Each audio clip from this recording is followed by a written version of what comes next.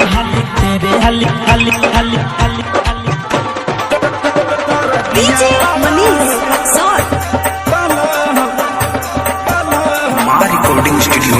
बनघारा। तेरे हाली को मेरा कहानी रे भौजी न जाने कौन सखी मजाऊ पावे छोने छोने में दोनों भइलुन बाधावे मजाऊ ना जाने सखी कौन मजाऊ पावे छोने छोने में दोनों हॉर्न दबावे मरद बहा लागे मिलल बहारे का कहीं सखी हमर महुगा भटर है का कहीं सखी हमर महुगा भटर दर्द बड़ी हमके दिल बहारे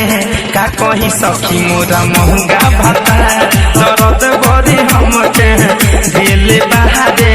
का कहीं सखी हमर महुगा भटर DJ Manish Rexon तेरे मालिक को मेरा कहानी रे भौजी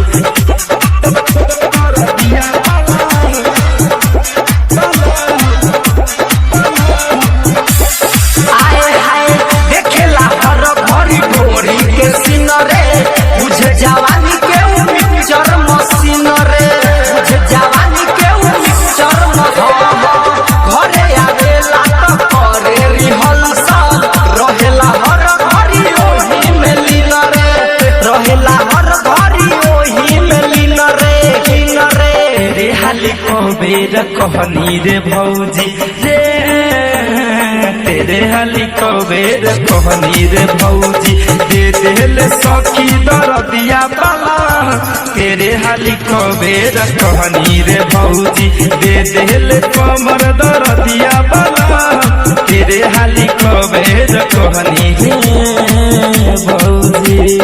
DJ Manish Rexon तेरे हाली को बेर कहनी रे भौजी